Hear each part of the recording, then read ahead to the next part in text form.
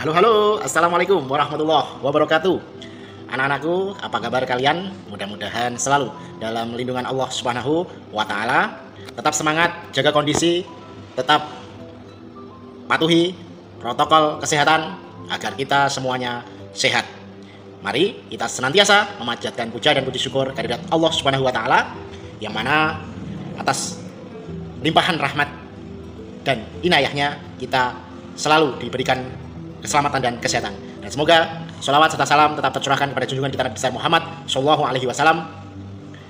Mudah-mudahan kita termasuk para pengikutnya dan mendapatkan syafaatnya di yaumul kiamah nanti.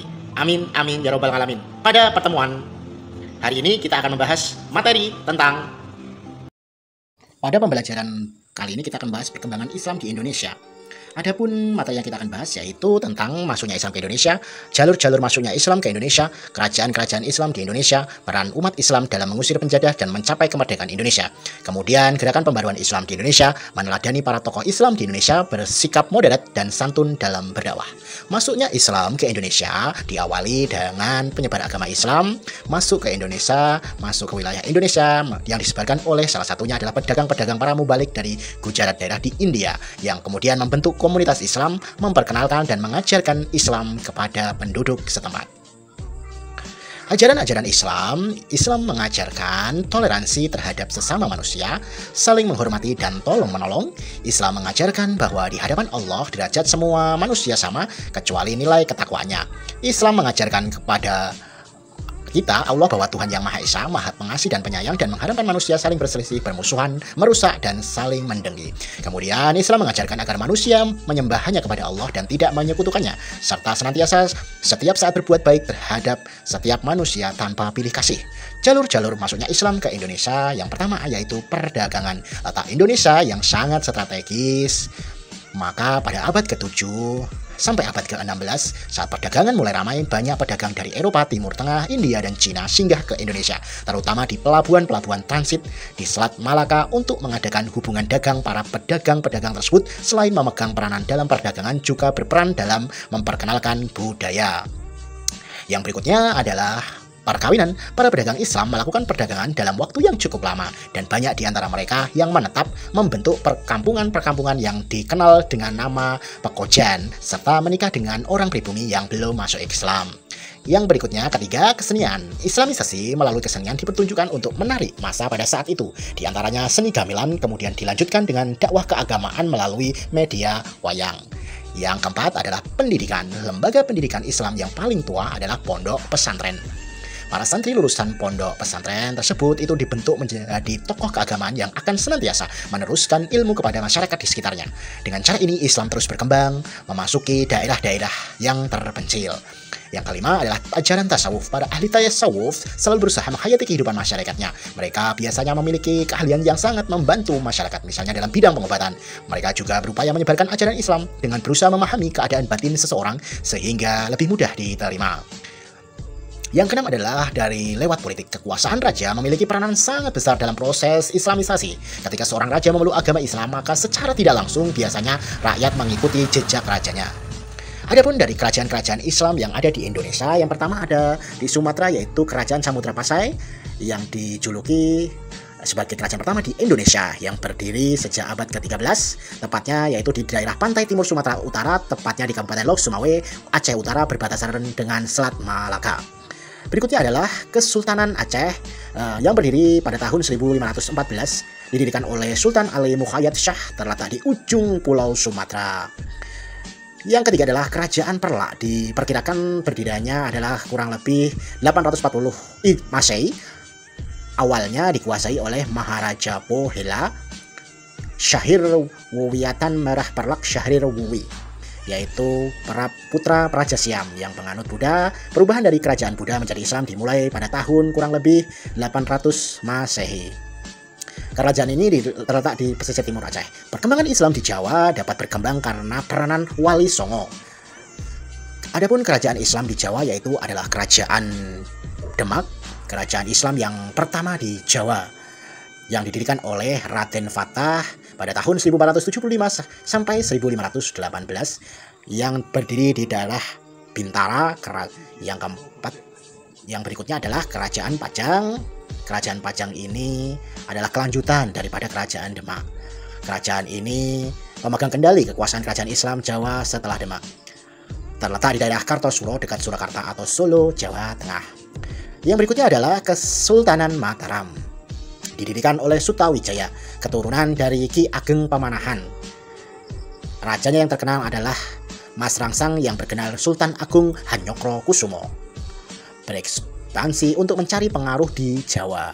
Setelah wafat dimakamkan di Imogiri, Jogja, kemudian digantikan oleh putranya yang berkenal Amangkurat I. Kemudian adalah kerajaan Islam yang di Sulawesi. Kerajaan Goa dan Talo berdiri sejak abad ke-13.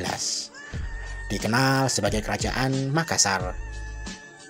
Kerajaan ini adalah kerajaan salah satu yang tertua tersebar di wilayah Sulawesi Selatan. Di antara peninggalannya adalah Fort Rotterdam. Kerajaan Bone dikenal sebagai Kesultanan Bugis, yaitu salah satu anggota persekutuan Telum Poco, Bone, Sopeng, dan Wajo. Terletak di Sulawesi bagian barat daya atau tepatnya di daerah Provinsi Sulawesi Selatan sekarang ini. Kemudian adalah perkembangan Islam di Kalimantan. Jalurnya masuk Islam ke Kalimantan yaitu melalui Malaka yang dikenal sebagai kerajaan Islam setelah Perla dan Pasai. Jatuhnya Malaka ke tangan Portugis membuat dakwah Islam semakin menyebar, sebab para mubalik dan komunitas Islam kebanyakan mendiami pesisir barat Kalimantan. Kedatangan Islam disebarkan oleh para mubalik dari Jawa dan dakwah ke Kalimantan ini mencapai puncaknya saat kerajaan Demak berdiri para mubalik tersebut, yaitu salah satunya adalah para dai yang datang dari Sulawesi Makassar yang terkenal, yaitu adalah Datuk Ribandang dan Tuang Tunggang Parang. Berikutnya adalah perkembangan Islam di Maluku. Islam masuk di Maluku sekitar pertengahan abad ke-15 atau sekitar tahun 1440 Masehi, yang dibawa oleh para pedagang muslim dari Pasai, Malaka, dan Jawa, terutama para dai yang dididik oleh para wali songo di Jawa. Kerajaan Islam yang paling menonjol adalah Ternate dan Tidore. Selanjutnya ada juga perkembangan Islam di Irian Jaya. Islam masuk ke daerah Pakuas awal abad ke-17. Kerajaan Islam yang paling menonjol adalah Kerajaan Bacan. Disiarkan oleh raja-raja Islam, para pedagang, dan para mubalik yang juga berasal dari Maluku. Daerah-daerah Irian Jaya yang dimasuki Islam adalah Miso, Jalawati, Pulau Magio, dan Pulau Gebi. Dilihat dari perkembangan ilmu pengetahuan dan kebudayaan dalam perjuangan Islam, yaitu yang pertama dari pendidikan, kesehatan, dakwah, sosial, dan politik. Yang terakhir adalah teknologi. Ada dua cara yang dilakukan oleh para ulama dalam menumbuh kembangkan ajarannya, yaitu membentuk kader-kader ulama yang akan bertugas sebagai mubalik ke daerah-daerah yang lebih luas, melalui karya-karya tulisan yang tersebar dan dibaca di seluruh Nusantara. Karya-karya itu mencerminkan perkembangan pemikiran dan ilmu-ilmu agama di Indonesia pada masa itu. Beberapa hasil seni bangunan dan masa pertumbuhan dan perkembangan Islam di Indonesia antara lain masjid-masjid kuno di Demak, Sandang Dhuwur Agung di Kasepuan Cirebon, Masjid Agung Banten, dan Masjid Baitur Rahman di Aceh. Beberapa masjid masih memiliki seni bangunan yang menyerupai bangunan pada zaman Hindu. Ukiran-ukiran pada mimbar, hiasan lengkung, pola kalamakara, mihrab, dan bentuk mastaka dengan kebudayaan agama Hindu seperti Masjid Sendang Dhuwur Momolo menunjukkan hubungan yang sangat erat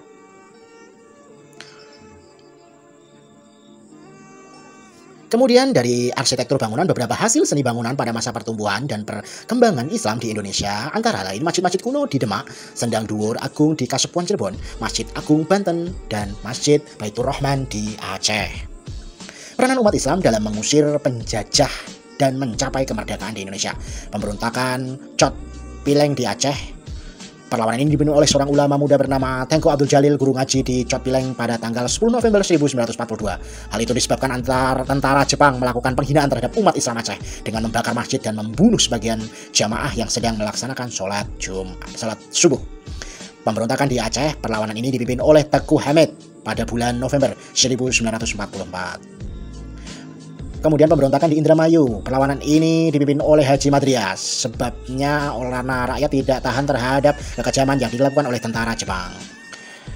Selanjutnya pemberontakan Rakyat Sukamanah. Perlawanan ini dipimpin oleh Kiai Haji Zainal Mustafa, pemimpin pondok pesantren di Sukamanah, Singaparna, Tasikmalaya pada tanggal 25 Februari 1944. Penyebabnya karena para santrinya dipaksa untuk melakukan Kirei menghormat kepada Kaisar Jepang dengan cara membungkukkan setengah badan ke arah matahari. Ini tentu saja termasuk pelanggaran terhadap akidah Islam atau syirik.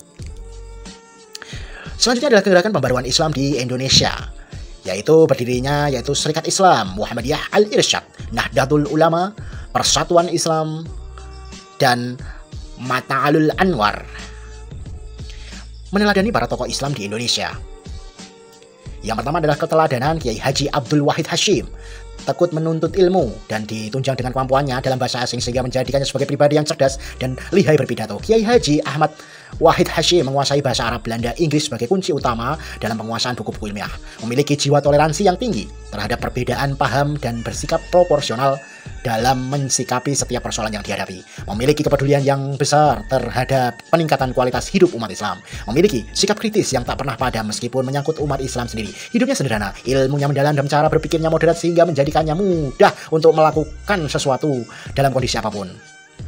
Perhatian PAN pada dunia pendidikan sangat besar. Saat ini menjadi Menteri Agama pada tahun 1950, Kiai Wahid Hasyim mengeluarkan peraturan pelaksanaan berdirinya perguruan tinggi agama Islam negeri yang kini menjadi IAIN dan UIN, Universitas Islam Negeri. Keteladanan tokoh Islam di Indonesia yang berikutnya adalah Kiai Haji Ahmad Dahlan.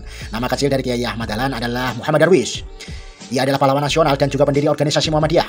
Kiai Haji Ahmad Dahlan adalah sosok pemuda yang mengedepankan idealisme dalam hidupnya, terutama dalam bidang pendidikan. Kiai Haji Ahmad Dahlan aktif berorganisasi, tekun cerdas, teguh pendirian, dan pantang menyerah. Ia selalu menggulirkan gagasannya tentang gerakan dakwah Muhammadiyah. Selain itu, ia seorang wirausahawan yang berhasil dengan berdagang batik. Kiai Haji Ahmad Dahlan merupakan sosok yang muda, diterima dan dihormati masyarakat. Melalui upayanya dalam memajukan pendidikan, Kiai Haji Ahmad Dahlan dapat mengangkat derajat umat Islam dan bangsa Indonesia ke taraf yang lebih tinggi. Para intelektual dan pemuda sangat tertarik dengan metode yang dipraktekkan beliau, sehingga mereka masuk menjadi anggota Muhammadiyah.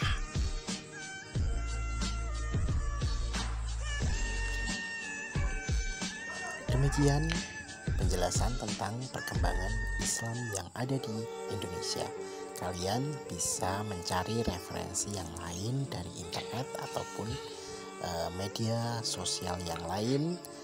Dalam berdakwah kita harus menyampaikannya dengan santun sehingga tidak menimbulkan perpecahan di antara kita, karena Negara Kesatuan Republik Indonesia tidak hanya berdiri oleh agama satu saja, tetapi Negara Kesatuan Republik Indonesia ini beberapa agama juga